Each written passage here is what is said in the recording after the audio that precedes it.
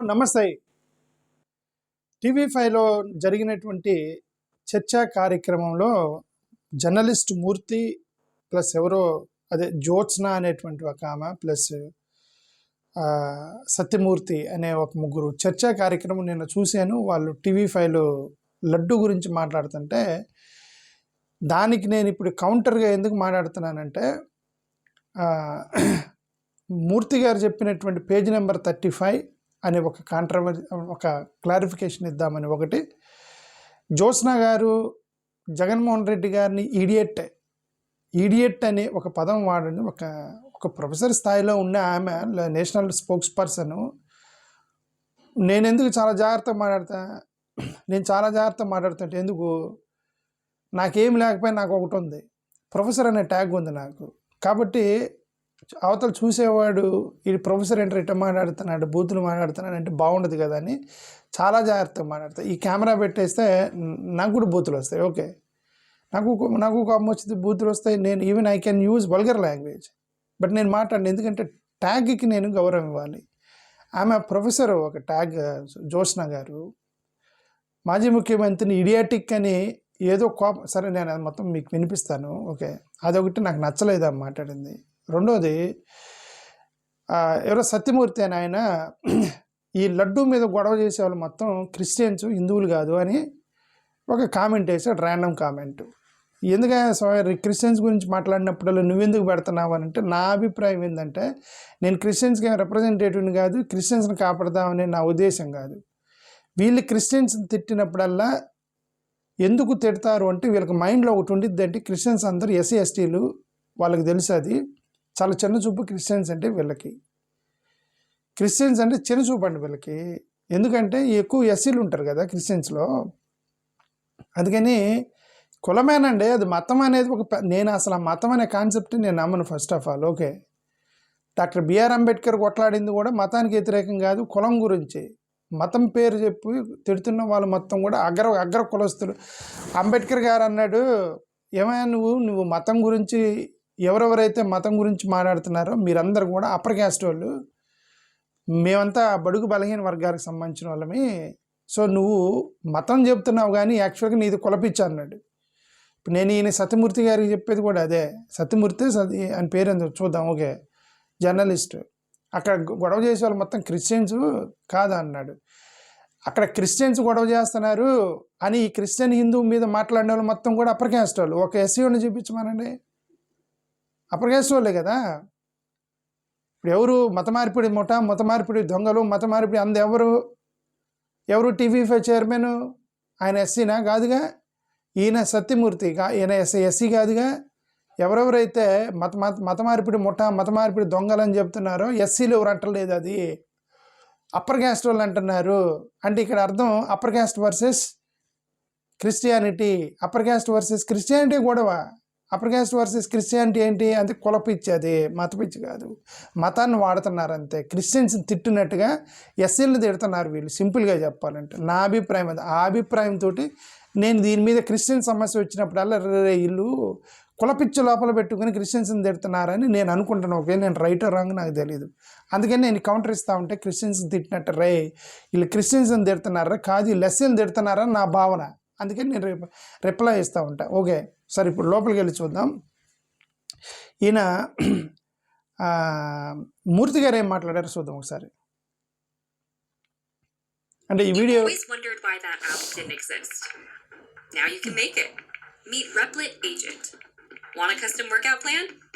చాలా మంది టీవీ5 మీద మా మీద విరుచుకుపడతారు. ఈ వీడియో ఎంతసేపు వచ్చిందో నాకు తెలీదు. ఒకవేళ 20 నిమిషాలు దాటితే మీరు కొద్దిగా 1.5 స్పీడ్లో చూడండి.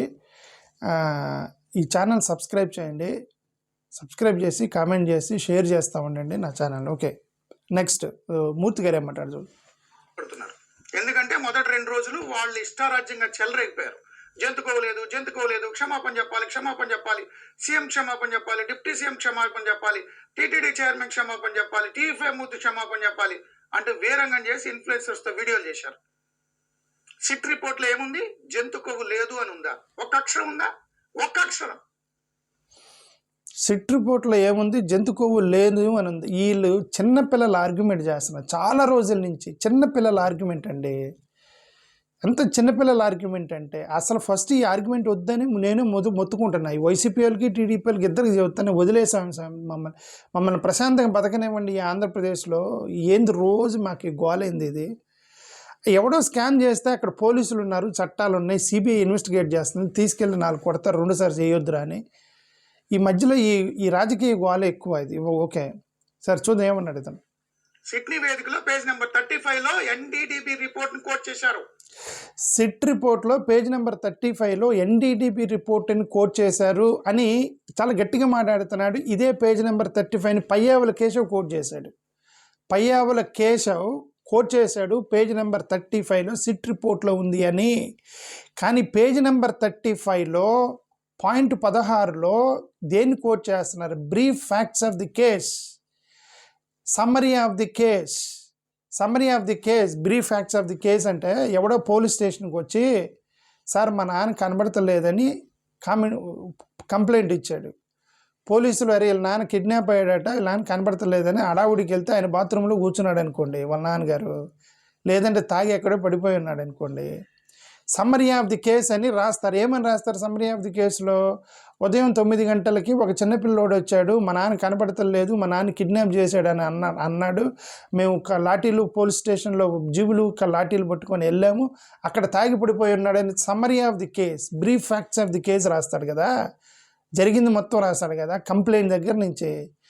ఇది రాసింది అదే సిట్ రిపోర్ట్లో పేజ్ నెంబర్ 35లో ఏమని రాసిందంటే brief facts of the case అని రాసి, it was alleged in the complaint lodged by P. Murali Krishna, the then General Manager Procurement, that TTD has received various complaints regarding quality of laddu prasadam. అక్కడి నుంచి మొదలెట్టారు దాన్ని. అంటే జరిగిన దగ్గర నుండి, అంటే కంప్లైంట్ పి మురళీ కృష్ణ చేసిన కంప్లైంట్ దగ్గర నుంచి రాసుకుంటూ వస్తూ దాంట్లో మేము ఎన్డీటీపీకి కూడా పంపించాము. ఎన్డీటీపీలో కూడా ఈ రిపోర్ట్ ఇలా వచ్చింది, ఎన్డీటీపీ రిపోర్టు అని దాంట్లో రాశాడు. అంటే అర్థం ఎన్డీటీపీ రిపోర్ట్ని వీళ్ళు ఆథెంటికేట్ చేస్తున్నట్టు కాదు మూర్తి గారు.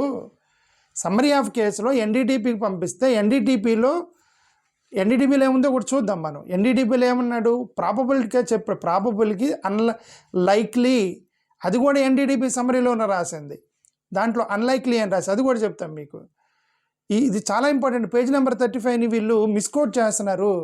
పేజ్ నెంబర్ 35ని ఇది ఒక పెద్ద సినిమా తీస్తున్నారు పేజ్ నెంబర్ 35 మీద వీళ్ళందరూ కలిసి. ఆ సమ్మరీ ఆఫ్ దాంట్లో వీళ్ళ అర్థం ఏంటంటే, సిట్ రాయటంలో అర్థం ఏంటంటే, ఈ ఎలిగేషన్ పి మురళీకృష్ణ అని ఆయన కంప్లైంట్ ఇచ్చిన తర్వాత దాన్ని ల్యాబ్ టెస్ట్కి పంపించారు. ల్యాబ్ టెస్ట్కి తెలీదు మరి సరే, ఎన్డీటీపీ ల్యాబ్ టెస్ట్కి పంపించారు. ల్యాబ్ టెస్ట్కి పంపిస్తే ల్యాబ్ టెస్ట్ ఇలా చెప్పింది. తర్వాత మేము రీసెర్చ్ చేసి లేదని కనుక్కున్నామో దాన్ని ఎందుకు వదిలేస్తున్నారు? ఎన్డీటీపీ రిపోర్ట్లో ఇలా వచ్చింది అని వాళ్ళు సమ్మరీలో రాస్తే నువ్వు దాన్ని ఆథెంటికేషన్గా తీసుకోకూడదు. ఎక్స్ప్లెయిన్ చేస్తున్నాడు ఏం జరిగింది అనేది. పేజ్ నెంబర్ 35 అది సమ్మరీ. ఓకే, ఏం మూర్తి గారు మీరు ఇలా చేస్తే కరెక్ట్ కాదు. ఓకే, ఇంకేమన్నాడు చూద్దాం. యానిమల్ ఫ్యాట్ ఉంది అని దాన్నే ముఖ్యమంత్రి ఉప ముఖ్యమంత్రి అప్పుడు యానిమల్ ఫ్యాట్ ఉంది అని సిట్ చెప్పలేదు మూర్తి గారు. యానిమల్ ఫ్యాట్ ఉందని ఎన్డీటీపీ చెప్పింది అని సమ్మరీలో రాశాడు. తేడా ఉంది. ఏమండి నువ్వు హీజ్ కొద్దిగా మిగతా వాళ్ళతో పోల్చుకుంటే కొంచెం లాజికల్ జర్నలిస్ట్. ఇతను మిస్ అయ్యాడు ఈ పాయింట్ అతను మిస్ అయ్యి గట్టిగట్టిగా అరుస్తున్నాడు Murthy. SIT told in the page number 35 that NDTP told like this. NDTP told like this అని మీరు చెప్తున్నారు. గత చాలా రోజుల నుంచి మీరు చెప్తున్నారు NDTP told like this, that is why it went for reverification. NDTP చెప్పింది కాబట్టి మళ్ళీ రీవెరిఫికేషన్కి పంపించి రీవెరిఫికేషన్ లేదని తేలింది కదా, అది కూడా చూద్దాం. యాక్చువల్గా ఎన్డీటీపీలో ఏముందనేది కూడా చూద్దాం. ఓకే, అసలు వీళ్ళు ఈ పేజ్ నెంబర్ 35 ఎన్డీటీపీ గురించి మాట్లాడుతున్నారు. ఎన్డీటీపీలో ఏముందో చూద్దాం. ఓకే, అసలు ఎన్డీటీపీ నిజంగా ఫ్యాట్ ఉందని చెప్పిందా? ఫ్యాట్ ఉందని చెప్పింది ఎన్డీటీపీలో, దాని గురించి చూద్దాం. ఈ ఎన్డీటీపీ సిఐఎఫ్ ఎనాలిసిస్ వాళ్ళకి అనుమానం వచ్చి నాలుగు టెస్టులకు పంపించారట. 4 టెస్టులకు పంపిస్తే ఈ ఎన్డీడీబీ యాక్చువల్గా ఏం చేసింది చెప్తామనండి. ఎన్డీడీబీలో ఎన్డీడీబీ ల్యాబ్ అనేది centre for analysis learning in livestock and food, calf అంటారు. ఓకే, ఆనంద్లో ఉంది. ఇది government affiliated ISO certified lab. ఇది ఇక్కడ dairy products, fat, oil, adulterants మాత్రమే వాళ్ళు టెస్ట్ చేస్తారు. ఫ్యాట్ని మాత్రమే టెస్ట్ చేస్తారు. కాబట్టి వాళ్ళు టెస్ట్ చేసి చెప్పింది ఏంటంటే, ఎన్డీడీబీ రిపోర్ట్లు మీరు వెళ్ళి చెక్ చేసుకోండి. టెస్ట్ చేసి చెప్పింది ఏంటంటే, found that butyric acid below detection లిమిట్లో ఉంది. ఎన్డీడీబీ రిపోర్ట్ గురించి చెప్తాను. ఇప్పుడు కొత్తగా వచ్చిన NDRI కాదు, ఎన్డీడీబీ ల్యాబ్లో ఫౌండ్ దట్ బుటారిక్ యాసిడ్ ఉంది అన్నారు. బుటారిక్ యాసిడ్ బిలో డిటెక్షన్ లిమిట్ ఉంది అంటే జెన్యూన్ గీ కాదు అని చెప్పింది ఎన్డీడీబీ. జెన్యూన్ గీ కాదు అని చెప్పింది. అదే ఎన్డీడీబీ ఏం చెప్పిందంటే, కొలెస్ట్రాల్ ఆబ్సెంట్ ఆర్ వెరీ లో అని ఉంది. అంటే అర్థం ఏంటి, beef tallow, lard, fish oil very unlikely. NDDB report గురించి మాట్లాడుతున్నా. వీళ్ళు ఎన్డీడీబీ రిపోర్ట్లో ఫ్యాట్ ఉందని చెప్పారు. ఎందుకు చెప్తున్నారో కూడా చెప్తున్నా. NDDB report is saying that cholesterol very absent or very low. దాని అర్థం బీఫ్ టాలో కానీ, లాడ్ కానీ, ఫిష్ ఆయిల్ కానీ వెరీ అన్లైక్లీ అని రాసి ఉంది ఎన్డీడీబీ రిపోర్ట్లో. మరి అది రాసిన వాళ్ళు మళ్ళీ సమ్మరీలో ఉంది అని ఎందుకు రాశారు? ఉందని రాశారు. ఇప్పుడు దాన్ని పట్టుకుని కదా వీళ్ళు గొడవ చేస్తున్నారు. ఎన్డీడీబీ రిపోర్ట్ 2 స్టేట్మెంట్లు ఇచ్చింది. Statement 1, beef tallow, lard, fish oil very unlikely because cholesterol is very low. నువ్వు ఫ్యాట్ కలిపితే కొలెస్ట్రాల్ ఉండాలి. కొలెస్ట్రాల్ మాకు కనబడలేదు, ఫ్యాట్ కనిపిస్తుంది.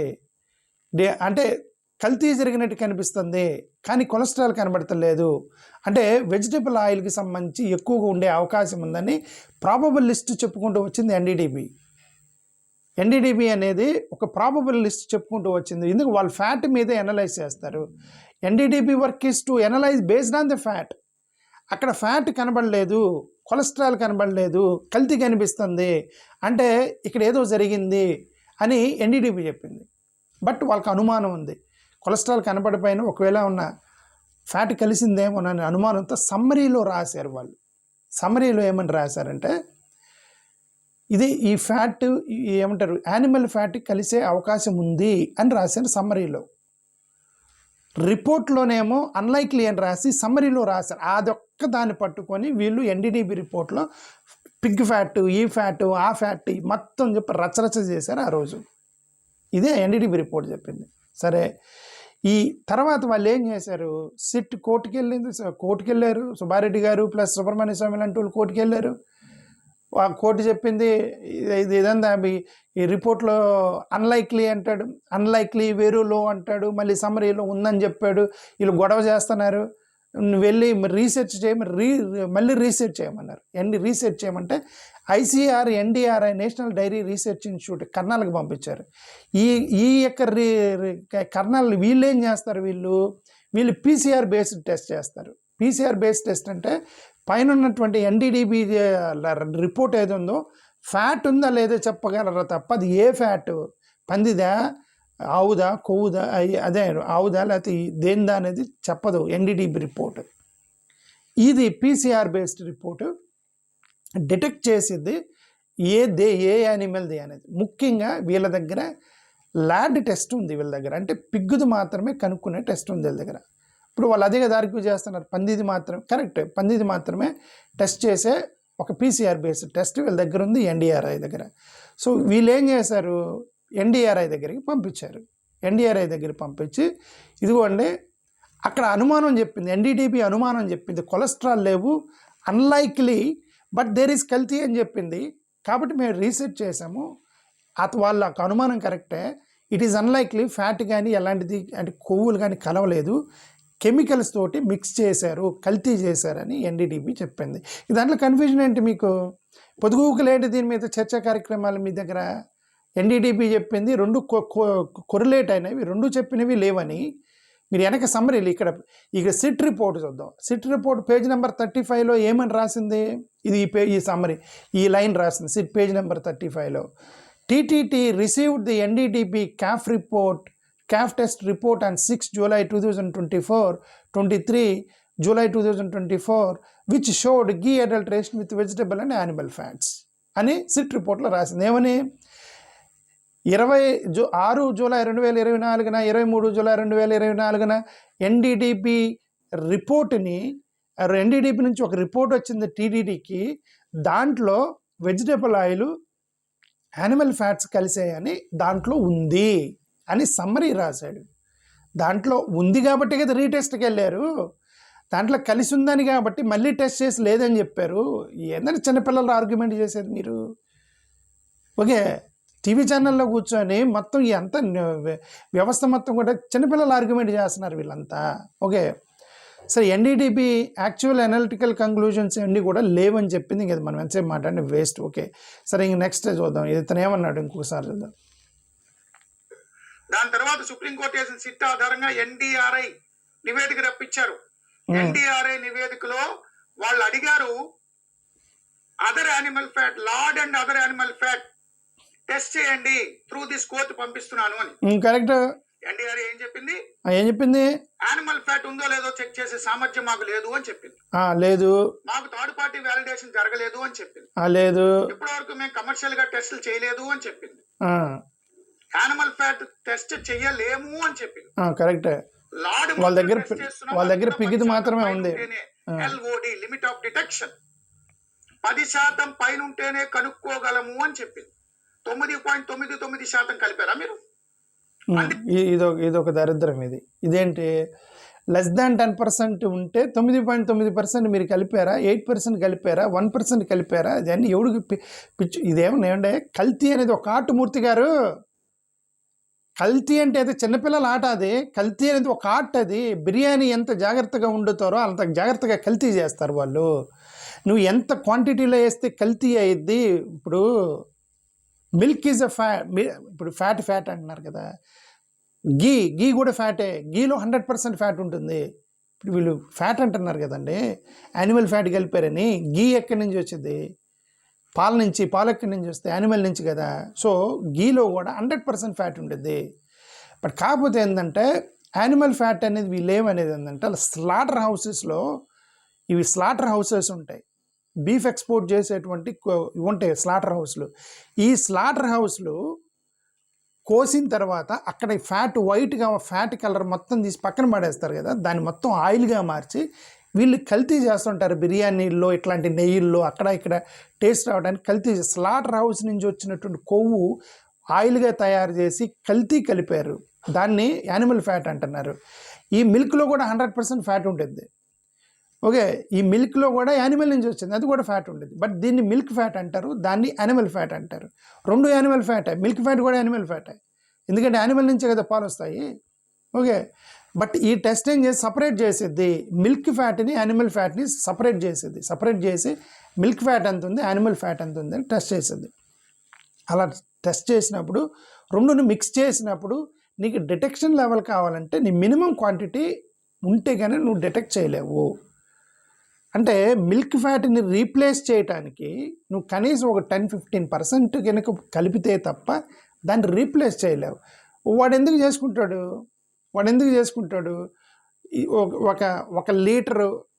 ఒక లీటర్ పాలల్లో ఈ పాలు ఏమంటారు, గేదెలు పాలు పిండే వాళ్ళు నీళ్ళు పోస్తారు కదా పాలల్లో, 1 లీటర్ పాలల్లో ఒక చిన్న కప్పు నీళ్ళు పోసి అమ్ముకుంటాడు ఎవడన్నా?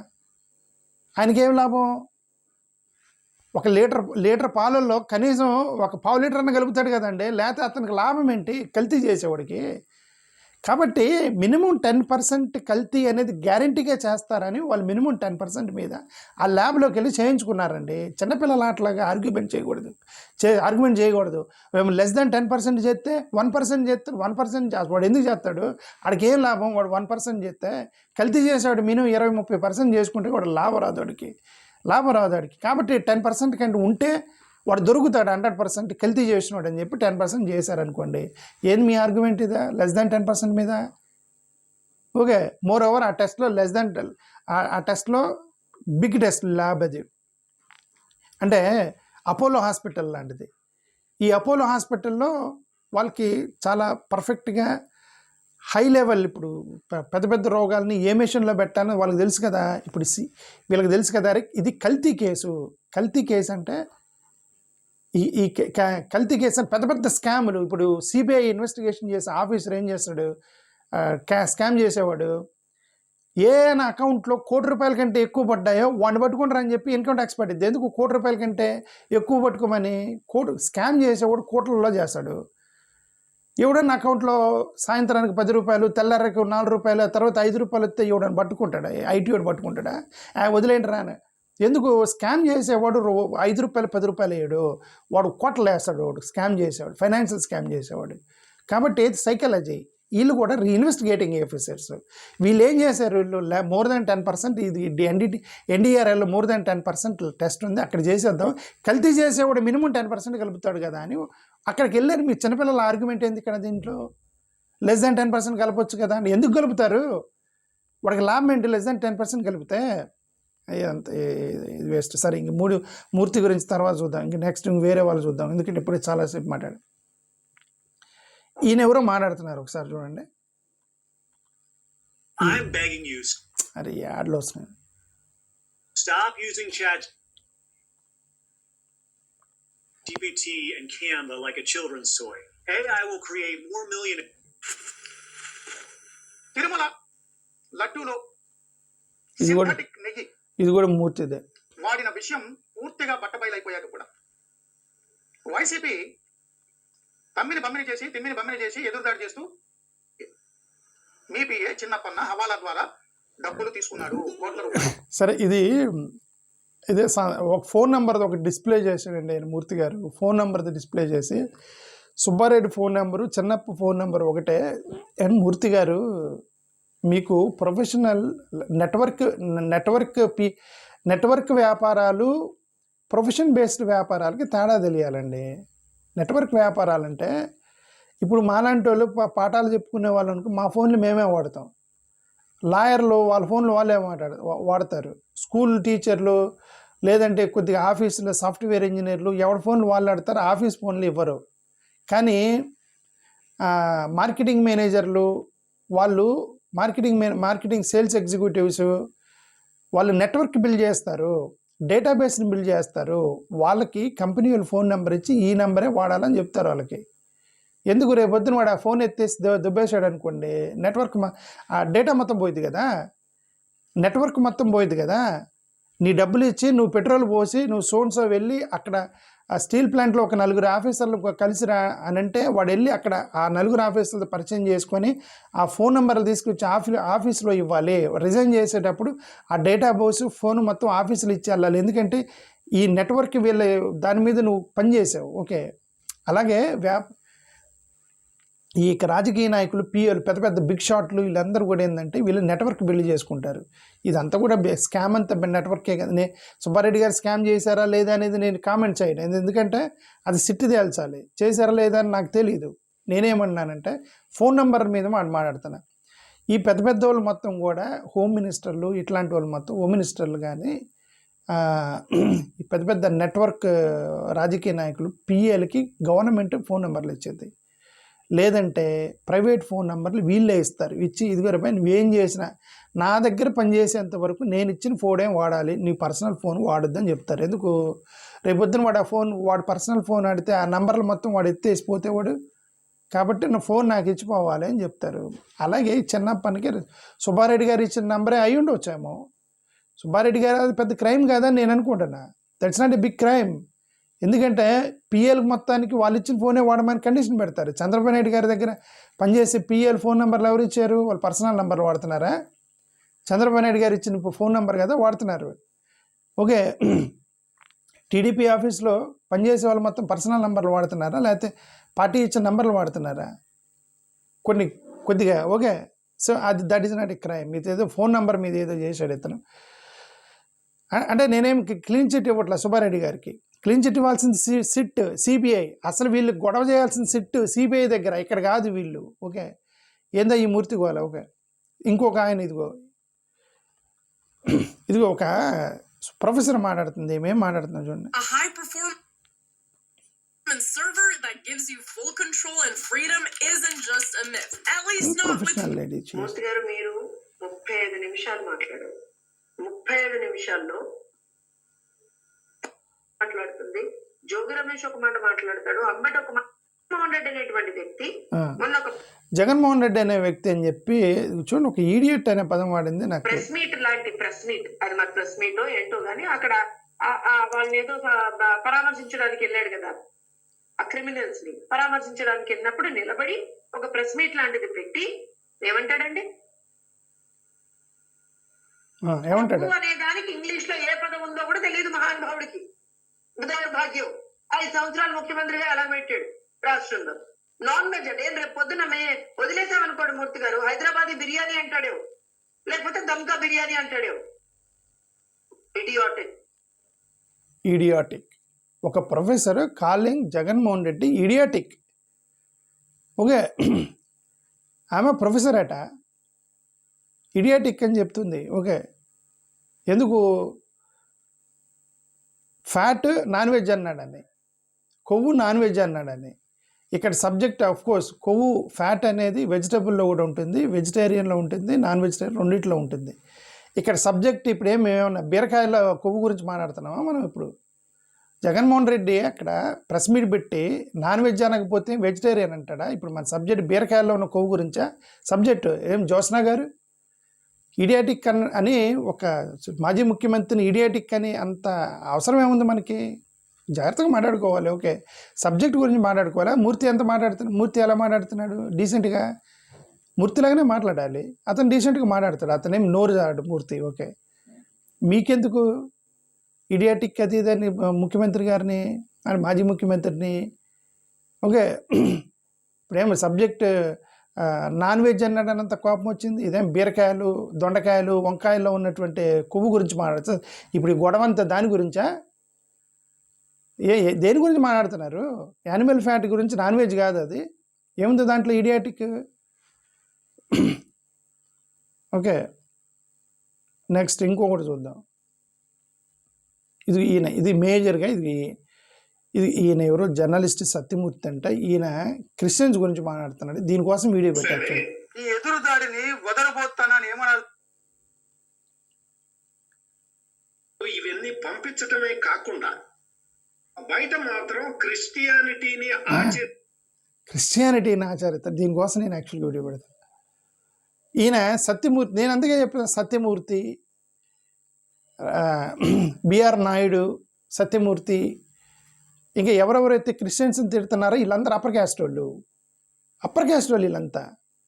మీకు కావాలంటే చూసుకుంటే ఆయన ఏం ఎలిగేషన్ చేశాడు? హిందూ మతం మీద వ్యతిరేకంగా ప్రచారం చేస్తున్న వాళ్ళు క్రిస్టియన్స్ అన్నాడు. ఇప్పుడు నేను అదే ఆరోపణ చేస్తున్నాను. క్రిస్టియన్స్ తిట్టేవాళ్ళు మొత్తం అప్పర్ క్యాస్ట్ వాళ్ళు కాదా? మనం చూపించమానండి. ఇప్పుడు ఈయన సత్యమూర్తి ఏ క్యాస్ట్?